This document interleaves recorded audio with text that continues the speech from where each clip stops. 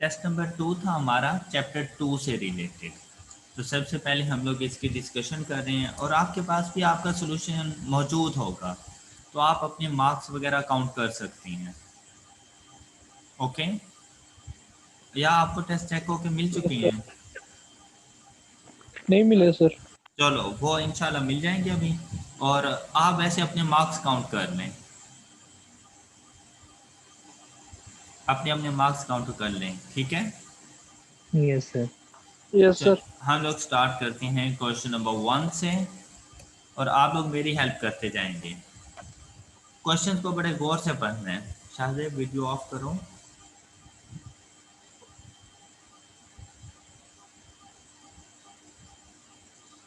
Ji, the equation of line. अब question में देखें, आपसे उसने पूछा है कि आपने equation of line parallel to X axis.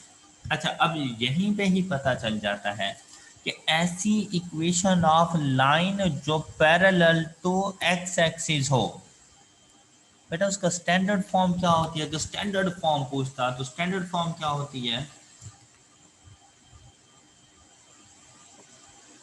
हाँ जी, पैरेलल टू एक्स एक्सिस, कोई भी इक्वेशन जो पैरेलल टू एक्स एक्सिस हो।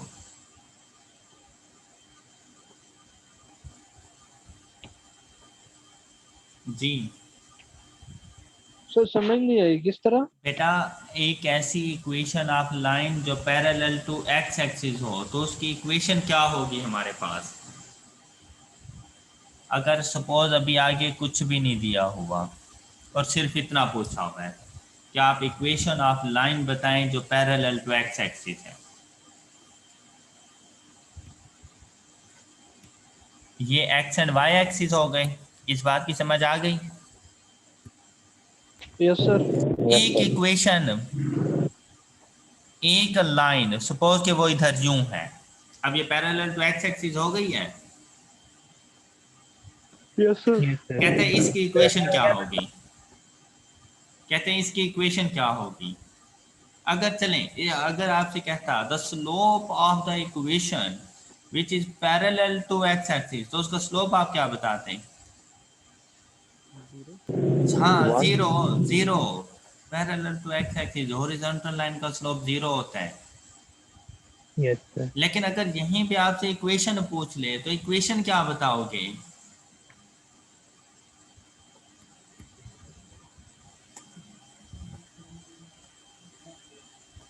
पढ़ा नहीं था y इज इक्वल टू सी? जब स्लोप जीरो यस है सर। तो m x के साथ मल्टीप्लाई होके जीरो हो जाना है, तो y इज इक्वल टू सी। बताया था ये आप लोगों को। Yes sir. और अब उसने कहा है eight a distance of 5 units below x axis, x axis के नीचे 5 यूनिट्स के डिस्टेंस पर है ये इक्वेशन। तो यहाँ पर -5 मौजूद है, तो कहते हैं इसकी इक्वेशन क्या होगी? अब उसने वो डिस्टेंस बता दिया है कि भाई डिस्टेंस कितना है पॉइंट ऑफ ओरिजिन से, एक्स एक्सिस से डिस्टेंस कितना है, तो वो बिलो है एक्स एक्सिस के, तो वाई एक्सिस जो है वो नेगेटिव हो जाता है, तो -5। जी, तो अब इक्वेशन क्या बन जाएगी? y is equals to -5। -5, Y is equal to -5। -5। ये इसका आंसर हो सकता था।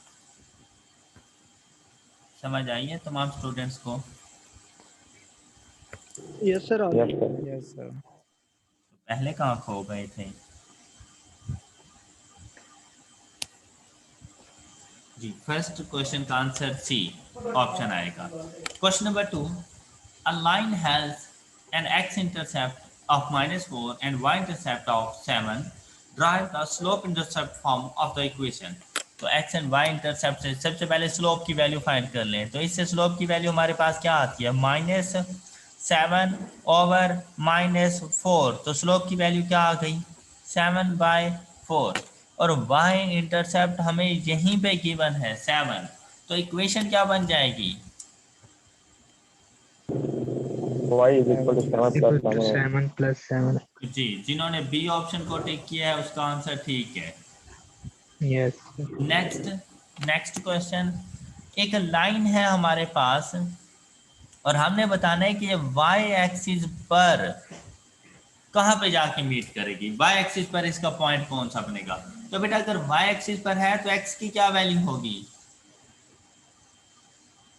Zero meets sir. y Zero. Axis at a point, तो y एक्सिस बताना है तो x की वैल्यू 0, तो इस इक्वेशन में x को 0 कर दो, तो y की क्या वैल्यू आएगी इस इक्वेशन में।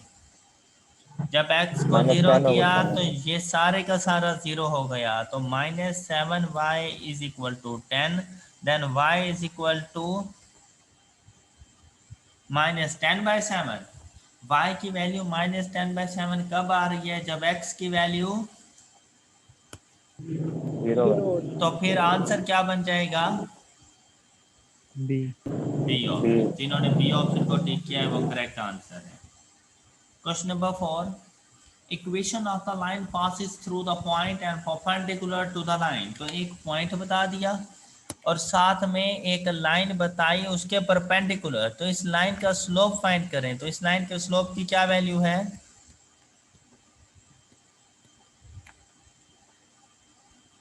-3/4, Yes, sir. ऐसा ही है। Yes sir. अच्छा, इसकी परपेंडिकुलर लाइन का स्लोप क्या हो जाएगा फिर, 4/3। 4/3. तो ये 4/3 हम लोग यूज करेंगे और 1 एंड 1 पॉइंट यूज करेंगे, तो इक्वेशन कौन सी यूज करेंगे हम लोग, straight line equation, y is equal two point slope form. Yes, sir. हाँ जी, तो ये मैंने ठीक लिखी। Yes, sir. अब 3 से मल्टीप्लाई करवा दें, 3y इज इक्वल टू, अब 4 को x से मल्टीप्लाई डायरेक्ट करवा रहा हूँ, 4x माइनस 4 प्लस 3, क्या आप सब लोगों को समझ आ गई। Yes, sir. अब अगर इसको सिंप्लीफाई और रीअरेंज करें तो हमारे पास क्या आंसर बन जाएगा,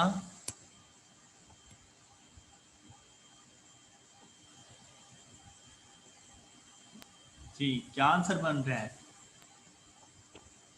यस सर, -1 आता है, हमने +1 किया। Yes, sir. डी ये लिखा ऑप्शन, है. D option, okay. Yes, sir. जिन्होंने डी ऑप्शन टिक किया है उनका आंसर ठीक है ये। अब 2 पॉइंट्स बताए गए और आपसे पूछा गया slope of a straight line, तो इनका स्लोप फाइंड करने के लिए क्या किया, 4 - 3 1 - 2, द आंसर इज -1। -1. -1, शाबाश जी।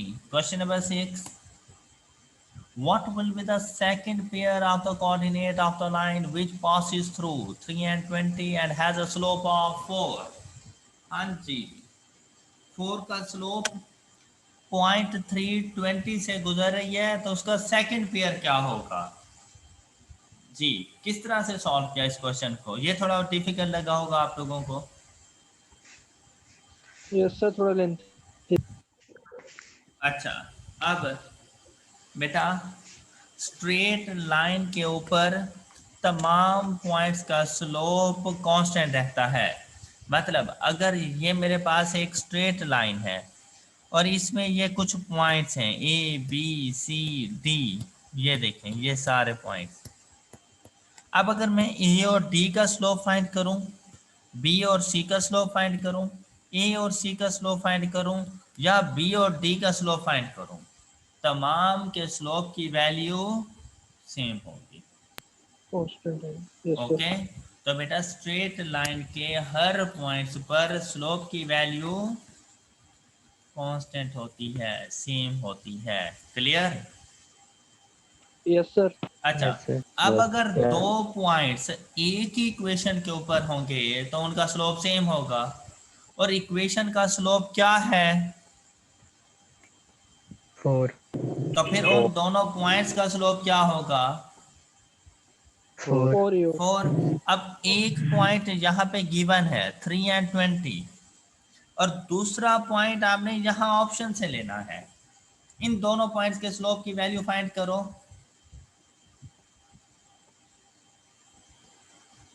0, 0. Yes, sir. जबकि हमें क्या स्लोप चाहिए था? 4. 4. 4। तो जिसका स्लोप 4 आ जाएगा वो करेक्ट आंसर होगा, वो सेकंड पेयर बन जाएगा। बी ऑप्शन के साथ आप चेक करें स्लोप की value.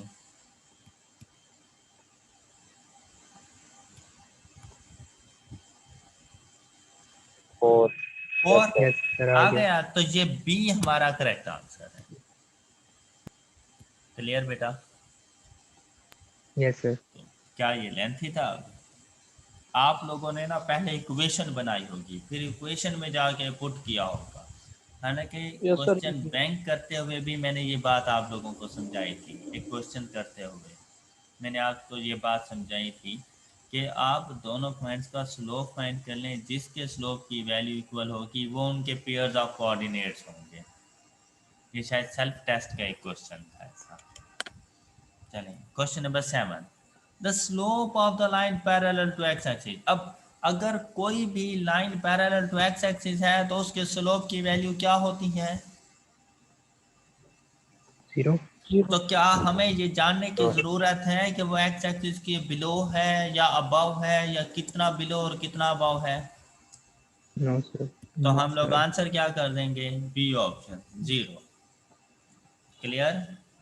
Yes, sir. Yes, sir. Question number 8, find the equation of the straight line passing through the point. हाँ जी, अब दो पॉइंट्स बता दिए गए हैं और इसकी इक्वेशन बतानी है, तो सबसे पहले क्या फाइंड करेंगे? Slope. स्लोप। तो पहले स्लोप फाइंड करें, जल्दी से बताएं क्या लिखूं? 1 + 2 ओवर 4 + 1, क्या मैंने ठीक लिखा? 1. Yes, sir. 3/5 स्लोप की वैल्यू। 5. अब इसमें से कोई सा एक पॉइंट उठाएं, कौन सा पॉइंट उठाएं, कौन सा इजी पॉइंट लग रहा है? दूसरे वाला. तो 3/5 इंटू एक्स -4 Minus. + 1, 5 से Yes. मल्टीप्लाई करवा दें।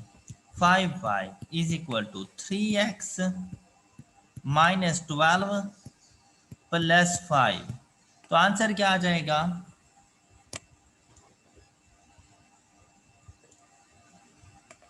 जी ओके। देगा. ओके, क्वेश्चन नंबर 8 में ये Yes, option. sir. Question number 9, the point on the X axis then y is. तो बेटा एक्स एक्सिस के ऊपर y की क्या वैल्यू होती है? 0. 0। 0. शाबाश जी। Next question, distance between the points. जी, इन दोनों पॉइंट्स के दरमियान डिस्टेंस की वैल्यू फाइंड करनी है। तो फार्मूला क्या है? d = √x1 Minus. हाँ जी -x2। X. तो मैंने x1 इसको 3 को कहा, x2 तो माइनस माइनस प्लस हो गए, 2 का square Whole. Plus y1 minus y2 का स्क्वायर। जी 5 radical 2. Option B. Yes, sir. Option B. Clear? Yes, Yes, sir. sir. Question number 10, question number 11, the point 5 10 and -10 is at a distance of dash from the origin. तो origin से अगर distance find करना हो तो formula क्या होता था हमारे पास? √x² 1 minus. Plus y Y square. square. तो 200 का 10 अंडर रूट, तो answer A. A Option A. वाला. Non radical. Clear? Yes, Yes, sir. sir. Question number 12, if A and B, then the midpoint of the joining of A and B। तो देखें midpoint इनका क्या आ जाएगा?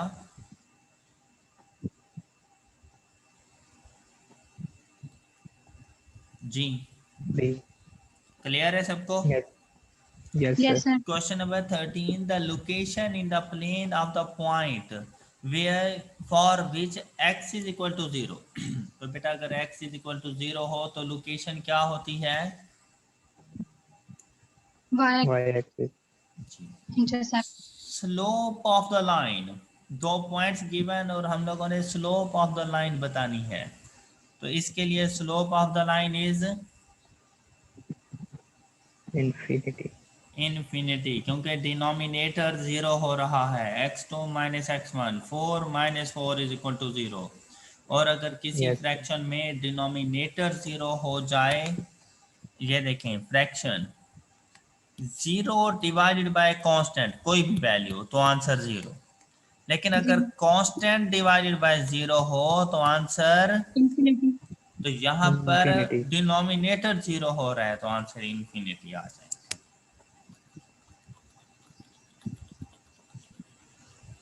Next question number 15। तो एक आपको सेट सा बना के दिया, लेकिन उस सेट में आपसे कहा गया कि x less than 0, less than 0 होने का क्या मुराद, कि x की Negative. नेगेटिव वैल्यू, और y भी लेस देन 0 मतलब y भी नेगेटिव वैल्यू, तो कौन से क्वाड्रेंट में जाएंगे? Third Third. क्वाड्रेंट।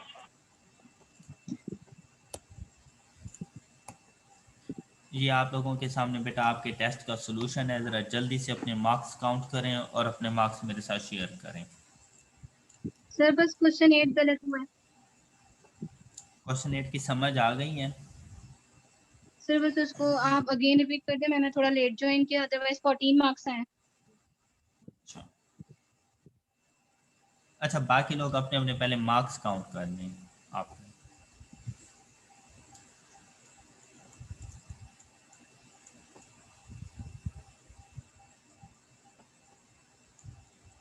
जी अपने अपने मार्क्स शेयर करें अब जल्दी से।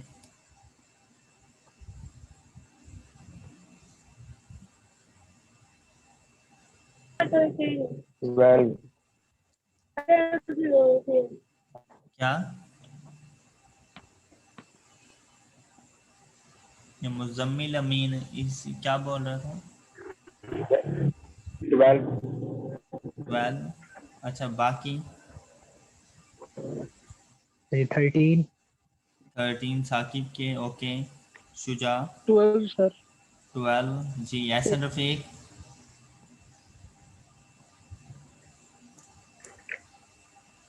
एहसन रफीक